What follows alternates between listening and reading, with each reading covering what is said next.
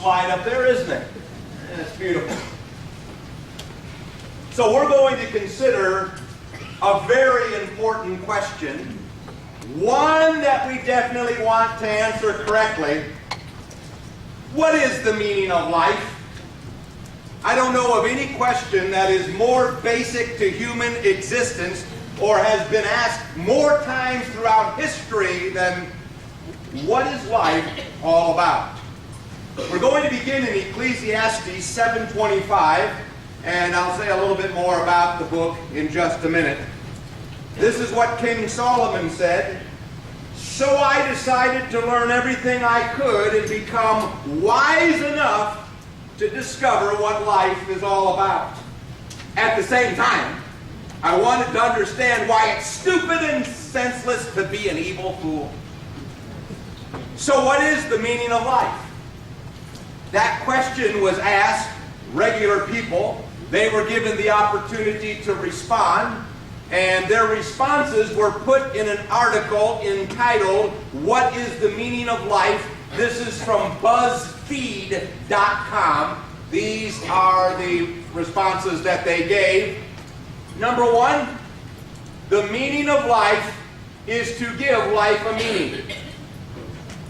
Okay, in other words, it is up to you to decide what life is all about. There is no objective, what is life all about. Number two, I don't think there is one. Very common response, by the way. Number three, we are here to make the earth better for the people after us. At first, I thought, well, that is a great response. And certainly in this room, we would agree that we want the world to be a better place, and all of us would be thinking in terms of a Christian worldview. But I have a question. Who is defining the word better? The ISIS fighters in Syria believe they are making the world a better place by bringing all of it under a caliphate. So it's not that great of a response. Number four, to catalog the human experience.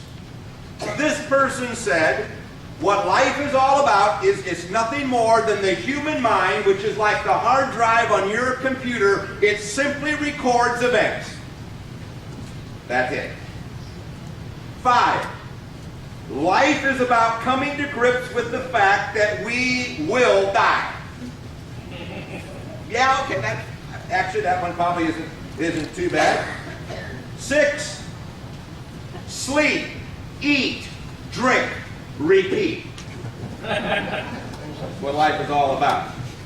Number 7, I don't think there is a specific meaning of life. Now, this is probably the most common answer given when people are asked about the meaning of life. 8, all evidence suggests it's chocolate. 9, complete your bucket list. That's what life is all about. Your bucket list are those things that you haven't had the opportunity to do. Maybe you were young, you did not have time. Now maybe you have time and a few more financial resources so you can go scuba diving in the Great Reef or North Australia or go parachuting. Your bucket list is simply the things you want to do before you kick the bucket. 10. What is the meaning of life? Absolutely nothing. That's what makes it so special. That's what they say. 11. The goal isn't to live forever, it's to create something that will. 12. Help people. 13. Be happy and at peace with yourself. And finally, I say this one for last. What is the meaning of life? Pizza. Pizza. It is all about pizza in the end. So King Solomon, who had unlimited resources, wrote a book called Ecclesiastes 1,000 years before Christ to tell us what happens when we see life only from a physical standpoint. And so in chapter 1, he says there are 5 consequences that we need to be aware of when we look at life only from a physical perspective. So we're going to look at these, and then in the second half of the message, we're going to bring God into the picture. We're going to interject God and see how He makes a difference when it comes to understanding the meaning of life. So number 1, from a physical standpoint, life appears to be meaningless. I will agree. When you just look at life, it looks like it's really meaningless and it's haphazard and there's so many bad things going on. This is how he opens his book. Tell me if you wrote a book, if you would open your book this way. Meaningless, meaningless, says the teacher. Utterly meaningless. In case you didn't get it the first 2 times. Everything is meaningless. What does man gain from all of his labor at which he toils under the sun? Generations come and generations go, but the earth remains forever. Now, he's making a point. If life has no meaning beyond the physical realm, why make an effort to support yourself? Why care about anything? Because in the end, it is all meaningless. And then 2, from a physical standpoint, life appears to be a merry-go-round without a destination. He says this in verse 5, the sun rises and the sun sets. The wind blows to the south and turns to the north. Round and round it goes. All streams flow into the sea, yet the sea is never full, and that still amazes me. How come the sea isn't full? I mean, you look at the Gulf of Mexico. You have the Rio Grande River and the Mississippi River flowing into it, yet it never gets any higher. It's never full. All things are wearisome, more than one can say. Solomon is making this statement. Without understanding the Bible, life seems to just go in circles. And he uses 3 examples from nature. First of all, he talks about the rotation of the earth, which creates the illusion of a sunrise every morning and the illusion of a sunset every evening. Of course, we know that the sun does not literally rise, it does not literally set, but it appears like it's a circle. And then he talks about the swirling of the wind. Here goes the wind. Swirling of the wind as low pressure and high pressure systems clash with each other. As the cooler air comes off the Rocky Mountains and it clashes with the air coming up from the south. And we have the tornadoes across Tornado Alley. And then he talks about the cycle of rain and evaporation. So life seems like it's just one giant circle. And then you apply that to your life. Your life is like a circle. You get up in the morning, you eat, you go to work, you come back home, you eat again, you sleep, and the next day you do the same thing. And it is a circle that wears you down. That's why he said at the very end, all things are wearisome, more than one can say. And then number 3, from a physical perspective, life never seems to satisfy. Nobody's ever satisfied with anything. It says everything is so boring and tiresome.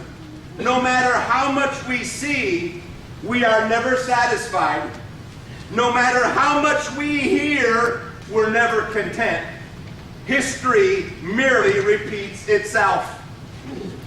According to an informal survey on a blog, so understand this is not a Gallup poll, this is not Pew Research, this is an informal survey on a blog. What is the number 1 thing people complain about on Facebook more than anything else? Are you ready? Being bored.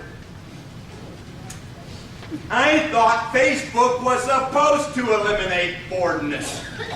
I mean, there's 1.8 billion users on Facebook. That's more than the population of China and the United States combined. You can talk with all of your friends, you can send pictures, you can talk with people around the world, and what are people doing? They're complaining about how bored they are. No matter how much we see, no matter how much we hear, we're never going to be satisfied. And listen, none of it's going to change because it's been that way throughout history. History just repeats itself.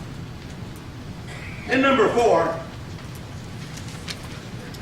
from a physical perspective, life seems obscure. Obscure. Do you know what I discovered about the word obscure? It's an obscure word. Obscure kind of means vague or hidden. Obscure. Now here's verse 11 of chapter 1. We don't remember what happened in those former times, and in future generations no one will remember what we are doing now. Yeah, I don't know how to break this to you, but in a few years, nobody's going to remember us. They're not going to remember me, and they're not going to remember most of you. We're going to be forgotten. I'm sorry. I can prove it. I can prove that people are going to be forgotten. I have a list. I'm going to share with you of obscure inventors who have been forgotten, but we all know their inventions. So what we're going to do is put the name up there, and I'll let you think about it for a second or two, and then we'll list the invention that they are responsible for. These are people, they've all been forgotten. We don't remember. The first one is, oh, well, we put it up there already, okay. John Walker. Your instructions Friction were matches. here. He invented the matches that you strike the box. 1824, I've never heard of John Walker. Okay, next one. Lazio Biro. What did Lazio Biro invent? Ballpoint pen, 1938. I've never heard of Lazio Biro. Next one. William Addis. What did he invent?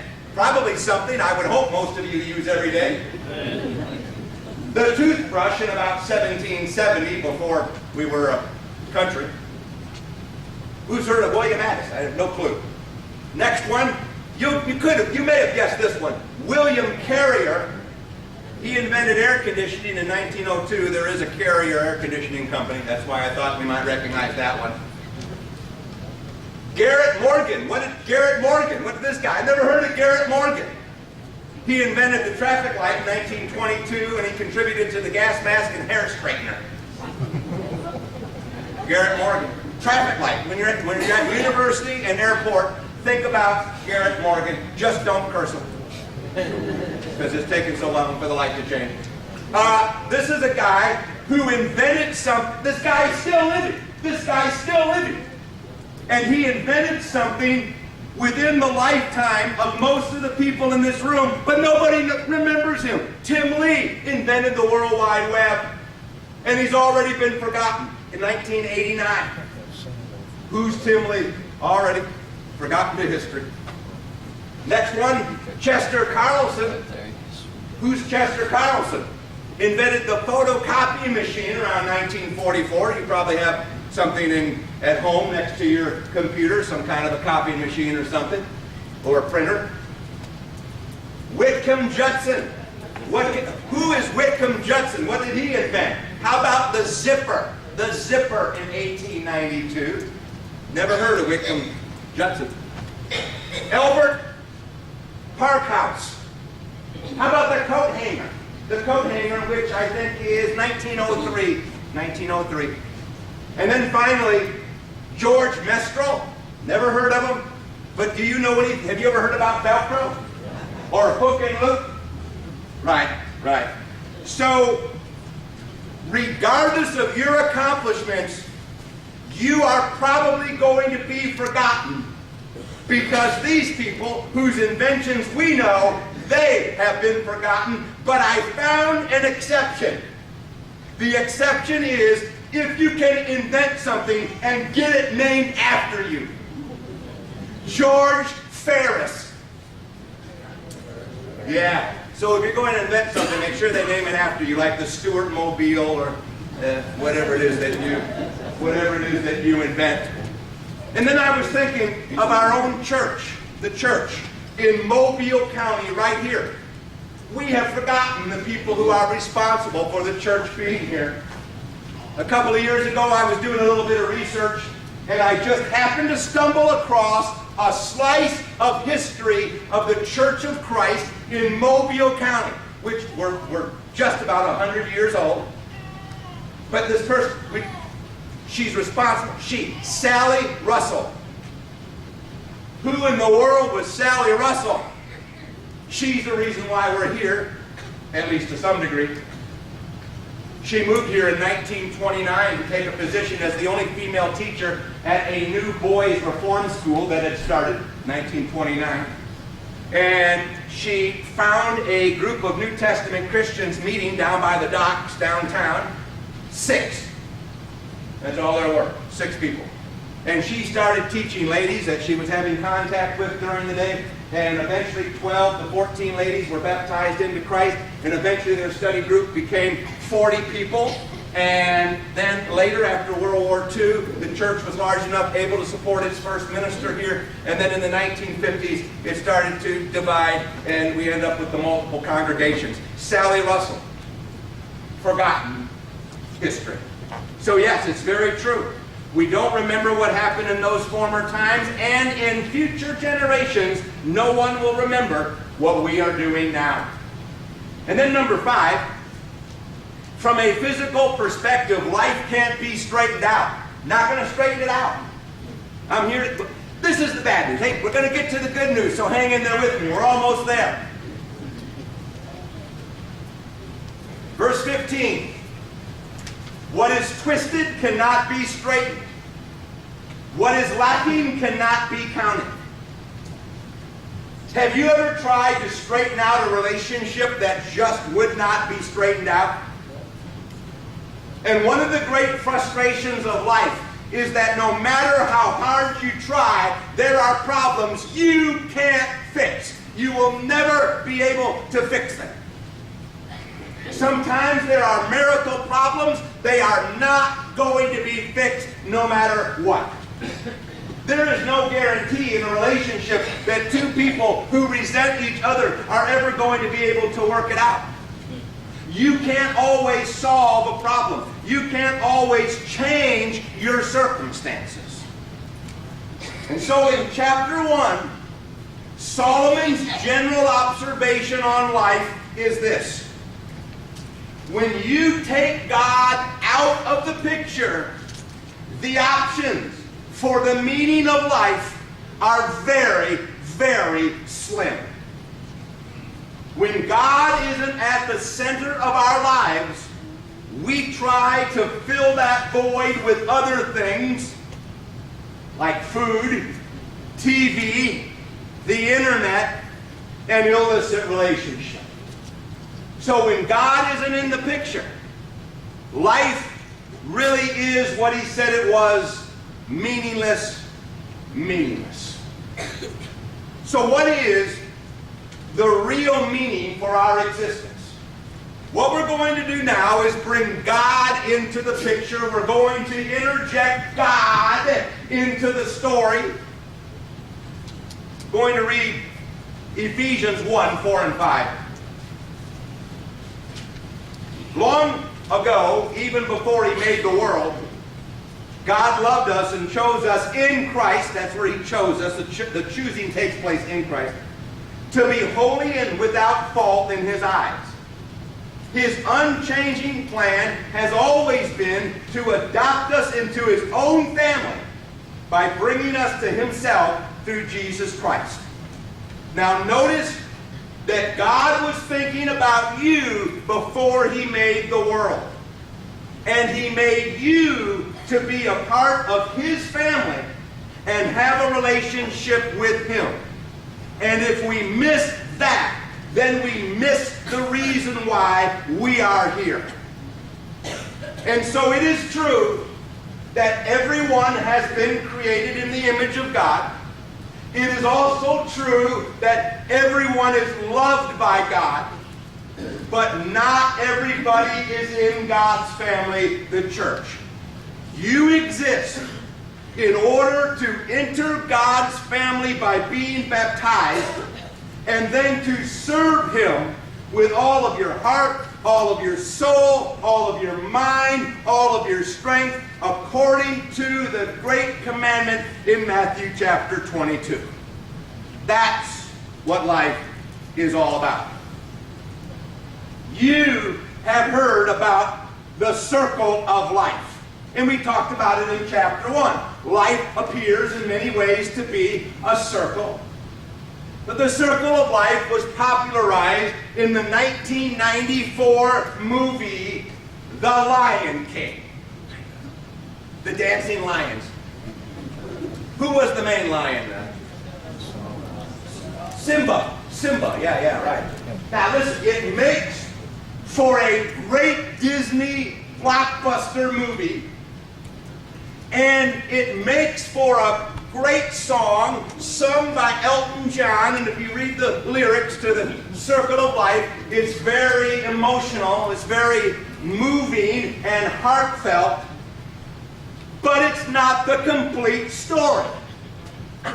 Life only appears to be a circle from one perspective. In reality, life really isn't a circle. Life is linear. Life is about moving from point A, earth, to point B, eternity. And so you can take 40 philosophy classes and never learn this. Life is about being in God's family and preparing for eternity. And we don't want to miss that. Every human being is going to live forever either with God or apart from God. And our physical bodies are going to die one day, but that's not going to be the end of us. There is a part of us that is going to live on forever. So let's take a look at some ways that we can prepare for eternity now. Since God says the meaning of life is for us to obey Him, be a part of His family, love Him with all of our heart, mind, soul, and strength, do good things, and be rich in good deeds, how can I prepare myself now for eternity? What do I need to be doing? Number one is I need to know Jesus as my Lord and Savior. I need to know Jesus as my Lord and Savior. This is John 1:12. It says, "Yet to all who received Him, to those who believed in His name, He gave the right to become children of God." If you believe in Jesus, He gives you the right to become a child of God. And so how do you establish a relationship with God? You do it the same way that you establish a relationship with another person. You spend time together, you talk to each other, you listen to one another. So how do you spend time with God? Through the study and incorporation of biblical principles.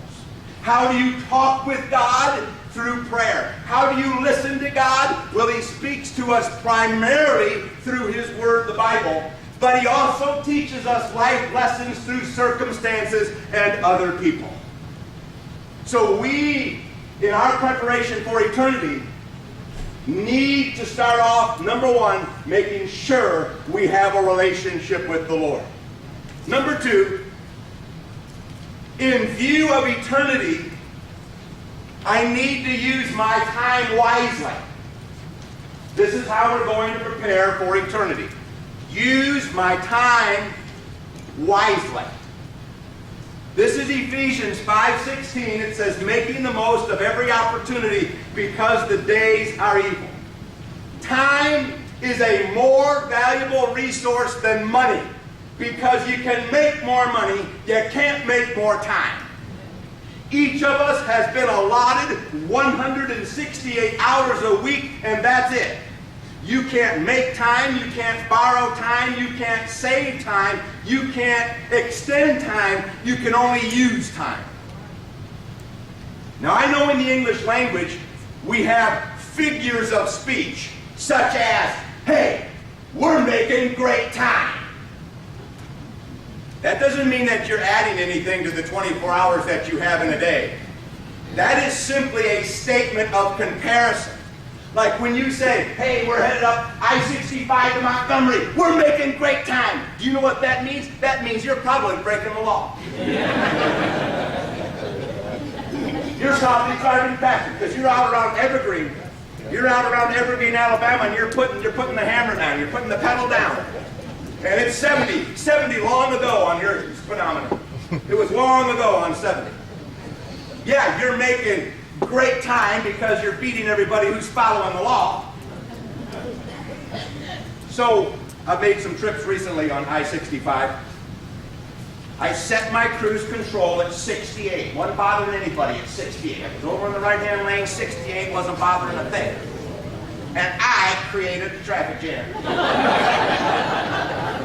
Now I'm just going along, I said to Tammy, I'm doing 68 miles an hour. I'm right at 68 miles an hour. It's 70 is the speed limit. And there were people right up 4 or 5 cars behind me, and then the last person would jackrabbit around you and speed up ahead of you. At 68 miles an hour. Some of those maybe have been you. So yeah, you're making time, but that's only a statement of comparison. So here's the point. If you don't learn to manage your time, you can't manage anything else because time is your life. And Satan wants to get you so busy doing things that are less important so you don't spend the time that you need to spend preparing yourself for eternity. So use my time wisely. And then in view of eternity, I need to use my talents to honor God. This is how we prepare for eternity. Use my talents to honor God. 1 Corinthians 6:20 says, you were bought at a price. Watch this. Therefore, honor God with your body. That's how we prepare for eternity. Honor God with your body. Now what does that mean? I believe it means moral living, spiritual service, and heartfelt worship. If you live morally, engage in spiritual service and heartfelt worship, then you are honoring God with your body. And one day you'll hear him say to you, come on in, well done, good and faithful servant. I don't know what we're going to do in heaven. I really don't. Some people say, well, maybe we'll all be sitting on a cloud in a white robe playing harps. And none of that appeals to me. I have no desire to sit on a cloud. I don't own a robe. I hate robes. I will never wear a robe. I will die before I wear a robe. And I don't want to play a harp. I'll maybe listen to somebody play a harp. So none of that appeals to me. Do you know what I think we're going to be doing in heaven? And you have to brace yourselves for this. But you have to hear me out before you judge me and announce the 2 o'clock stoning. I believe we're going to be working in heaven. Now, hold on, because you're thinking of work, you're thinking of office politics and stuff. The difference with working in heaven is that we're going to enjoy it because there won't be any frustration and pain. But I want you to think about something. You remember way back in the book of Genesis when God created the world, he created the Garden of Eden. In chapter 2 and verse 15, he put the man in the garden and he told him to do what? Work, tend the garden. So I'm here to tell you, work can exist in a sinless environment. But honor God with your body. Moral living, spiritual service, heartfelt worship. Why would God give us a place of serious service in eternity when we've done nothing in this life but live for ourselves? And then number 4, in view of eternity, I need to use my money to do good. This is one of the ways that we prepare for eternity, using our money to do good. So I'm going to make an illustration, and it's just an illustration. Let's suppose that Congress passed a law that said at some point over the next 12 months, nobody knows when, just over the next 12 months, nobody knows a specific day, the Japanese yen is going to replace the American dollar. And on that day of exchange, your American dollars aren't going to be any good anymore. But we don't know specifically when the day is coming, just that it's going to be over the next 12 months. So what would you do? You would take some of your money and convert it now into the Japanese yen, and you would keep just enough American dollars to get by on a day-by-day basis, because you don't want to be caught on the exchange day with a bunch of American dollars that aren't any good. The Bible says that there is an exchange day coming when what we have on earth will no longer be usable. So this is 1 Timothy 6, verse 18. Command them to do good, to be rich in good deeds, and to be generous and willing to share. In this way, that is, being good, rich in good deeds, generous, willing to share. In this way, they will lay up treasure for themselves as a firm foundation for the coming age, so that they may take hold of the life that is truly life. Now, you can't take your possessions with you into the next life, but when you are rich in good deeds, you are laying up treasure for yourself. In other words, when you are generous, your earthly efforts are being converted into an eternal reward. So in the year 2000, there was a movie released entitled Gladiator. Gladiator. And in the movie, the Roman general Maximus, played by Russell Crowe, was trying to inspire his troops to give their best in the fight against the German tribes. And so General Maximus challenges his troops with these words: what we do in life echoes in eternity. And that's true. Of course, the movie was fictional. There was no Roman General Maximus. And most of the battles that the Romans fought with the Germans were inconclusive, but eventually the Germans would win because they would sack Rome and would be the downfall of the Roman Empire. But the quote is good, because what we're doing right now, what you're doing right now, is echoing in eternity. This is Luke 16:9. It says, I tell you, use the riches of this world to help others. This is how we're preparing for eternity. In that way, you will make friends for yourself. Then when your riches are gone, you will be welcomed into your eternal home in heaven. This is simply saying our priority is people. We want people to be the object of our generosity. Ray Kroc died in 1984, and he was the manager and eventual owner of McDonald's, although there were many legal disputes between him and the McDonald brothers over who actually owned it and what royalties were going to be paid to one another. But Ray Kroc is given credit for expanding McDonald's to become the largest fast food company in the world. This is his quote: I believe in God, family, and McDonald's, and in the office, that order is reversed. Sometimes we have a set of priorities in our religious life on Sunday, and then we have another set of priorities in our business life Monday through Saturday. We want people to always be our focus and our priority. People are important. Love God with all of your heart, mind, and soul. That's the first great commandment. The second one, love your neighbor as yourself. And as we do that, we are preparing ourselves for eternity. A group of friends went deer hunting. And they paired off in twos. Two. That night, one of the hunters returned alone, staggering under the weight of a 200-pound deer on his shoulders. The other hunter said, "Where's Robert? Where's your partner Robert?"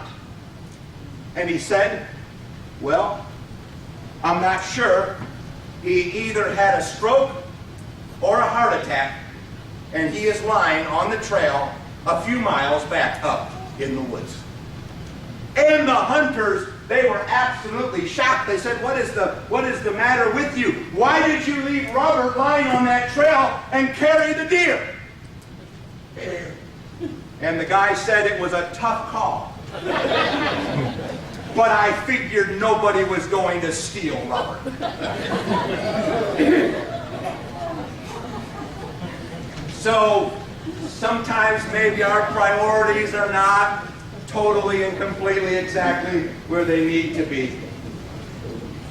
We want our priority to be people, and we want some of our money to be connected to spiritual works, so that people can come to a knowledge of the truth, and they can be baptized into Jesus Christ. They can become a part of God's family, and they can start to fulfill God's meaning for their life, to love Him and to serve Him and to honor Him. This incredible privilege that you and I have to serve the Lord is the privilege that we want as many people as possible to have. So let's continue to prepare ourselves by being generous and considerate of others. And you do such an outstanding job. You're incredible.